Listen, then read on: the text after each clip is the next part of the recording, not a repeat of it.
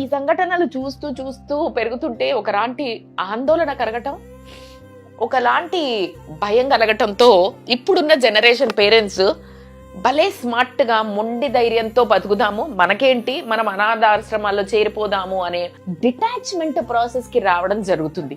ఎందుకంటే రాకపోతే డిప్రెషన్ లోకి వెళ్ళటం, మానసిక అశాంతికి గురవ్వటం, సూసైడ్లు చేసుకోవటం, హెల్త్ ఇష్యూస్ రావడం జరుగుతుంది. కాబట్టి ఏం లాభం అమ్మా? నువ్వు అక్కడ కోట్లు సంపాదించుకున్నా నీకు ఏం లాభము? తల్లి తండ్రిని, నిన్ను ఇన్ని కష్టాలు పడి పోషించిన తల్లి తండ్రిని నువ్వు వచ్చి కనీసం పరకరించి నువ్వు ఆ ఏజ్ ఏదైతే కాస్త వాళ్ళు వయస్సు మళ్ళిన తర్వాత నువ్వు వచ్చి స్పెండ్ చెయ్యలేంది, వాళ్ళ బాగోగులు చూసుకోలేంది, ఎందుకు నీకు ఆ సంపాదన అని అడుగుతున్నాను నేను. నువ్వు ఎన్ని ఎకరాలు కొంటే ఏంటి, ఎన్ని ఇల్లు కడితే ఏంటి, ఎవడికి గొప్పబ్బా?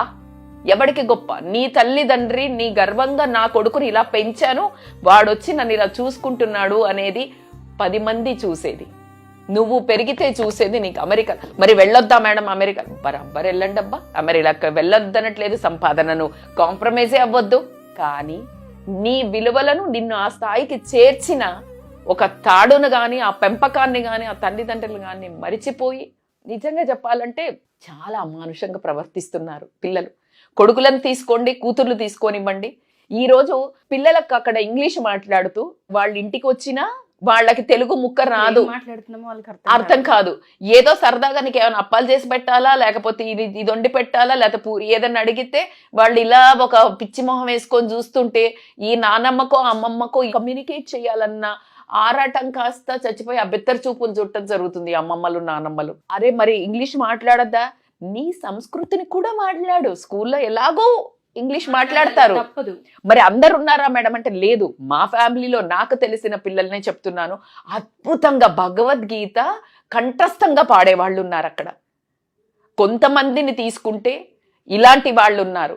సో నీకు ఎలాంటి బంధాలు, ఒక నానమ్మ తాతయ్య అని ఒక బంధాలు లేకుండా పెంచడం అనేది కూడా చాలా అమానుషమైన మెంటల్ హెరాస్మెంట్. ఇది నీకు ఏర్పడని మెంటల్ హెరాస్మెంట్. అన్నీ ఇచ్చి కూడా అన్ని కోరికలను వీళ్ళు ఒక నగలు నాణ్యాలు అడగటం కాదు, నిన్ను రా మాతో ఉండు, పిల్లల్ని నాతో ఉండనివ్వు అని ఒక చిన్న కోరికను కూడా తీర్చలేని పిల్లలు ఉంటే ఏంటి, లేకపోతే ఏంటి. నేను అందుకే చెప్తుంటాను, అలాంటి పిల్లలు ఉండే కంటే పిల్లలు లేకపోవడమే చాలా మంచిది అని చెప్తాను. ఎందుకంటే జగమంతా పిల్లలే, నీకేది కావాలంటే అది చేసుకోవచ్చు. అదే విధంగా చనిపోయిన తర్వాత 3వ రోజో 4వ రోజో వచ్చి ఆ శవం కాస్త ఐసు ముక్కలలో కరిగిపోయి నువ్వు వచ్చిన తర్వాత నీకు లీవ్ దొరకక లీవ్ అని ఎన్నో కథలు చెప్పి, కొంతమంది అయితే లీవులు కూడా లేవని రాకుండా ఉన్నవాళ్ళు ఏ మనమడితోటో ఇక్కడ కూతురు కొడుకుతోటో వాళ్లతో సంస్కారాలు చేపించిన వాళ్ళని కూడా నేను చూడడం జరిగింది. అనాథ శరణాలయాలలో చేర్పించటము, నీకు ఒక రోజు కూడా వచ్చి పలకరించలేకపోవడము. అలాంటి కొడుకులు ఉంటే ఏంటి, లేకపోతే ఏంటి. పక్కనున్న వాళ్ళు పలకరిస్తారు, వీడు నా ఫ్రెండ్ వచ్చి చేస్తాడు, వీడు చేస్తాడు అని అనుకుంటుంటాం. పలకరించేవాడు కొడుకు ఎలా అవుతాడు? కొడుకంటే కూతురంటే ఎవరు? నిన్ను పెంచిన వాళ్లకు విలువనిస్తూ వాళ్లతో నువ్వు నీ సమయాన్ని గడిపితే చాలు అనుకునే వాళ్ళ కోరిక తీర్చలేని వాళ్ళు ఎందుకమ్మా ఈరోజు చనిపోయిన తర్వాత వచ్చి ఏదైతే సంస్కారాలు ఉన్నాయో చేసేసి ఉన్నది అమ్ముకొని వెళ్ళిపోయే వాళ్ళు ఉన్నారు. మరి ఇలాంటి కొడుకులు ఉన్నదానికంటే పెంపుడు కుక్కలు నయము. ఎందుకు మరి ఆ మంచి దిశగా ఎందుకు మారట్లేదు అనేది అర్థం కావట్లేదు. మారుతున్నారు, ఎందుకు చెడ్డ వాటికే మారుతున్నారు? ఎందుకు మంచి వైపు ఎందుకు మార్పు లేదు? చాలా అన్ని తెలుసు అంటున్నారు కదా, మాకు అన్ని తెలుసు మీకేమీ తెలియదు అని అమ్మా నాన్నలను అలా కొట్టి పడేస్తున్నాం కదా. మరి అమ్మా నాన్నలను కొట్టి పడేసేటప్పుడు మీకు అన్ని తెలిసిన వాళ్ళకు మీకు ఆ రెస్పెక్ట్ చేయడం తెలియకపోవడం అనేది చాలా అవివేకము, అమానుషము. సో బేసికల్గా చెప్పొచ్చేది ఏంటి అంటే, ఈ టైంలో అన్నా ఇప్పుడైనా మంచి గురువులు చెప్పడం జరుగుతుంది. నాకు తెలిసి వాళ్ళకి ఆ విషయం కూడా అక్కర్లేదండి, మనసు అనేది ఉంది, వాళ్ళు చేసేది తప్పు అని తెలుసు. కనీసం ఇప్పుడన్నా కరెక్షన్స్ చేసుకొని ఖచ్చితంగా తల్లిదండ్రులతో టైం స్పెండ్ చేయండి. మీరు అత్యంత భవనాలలో ఉండి అంగరంగగా ఎంజాయ్ చేస్తుంటే కనీసం వాళ్లకు పట్టెడు మెతుకులు తింటున్నారా? లేదు వాళ్ళకి ఏమైనా రోగం వస్తే మీరు పట్టించుకుంటున్నారా?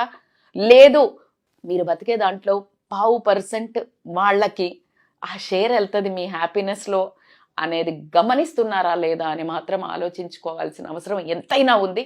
ఇంకా నువ్వు పైకి ఎదగాలి, నీ కలలో కూడా నువ్వు పడుకున్న రోజు మనశ్శాంతిగా ఒక చిరునవ్వుతో పడుకోవాలంటే తల్లిదండ్రులను బంధాన్ని ఎప్పుడైతే గట్టిగా పట్టుకొని ఉంటావో నువ్వు చాలా ఎత్తుకు ఎదగటం అని జరుగుతుందని నేను ఖచ్చితంగా గట్టిగా నమ్ముతాను. ఎలా అయితే పతంగి పైకి ఎగురుతున్నప్పుడు ఒక తాడు ఇక్కడ ఎవరైనా పట్టుకుంటేనే దాని ఎగురుడికి అందం.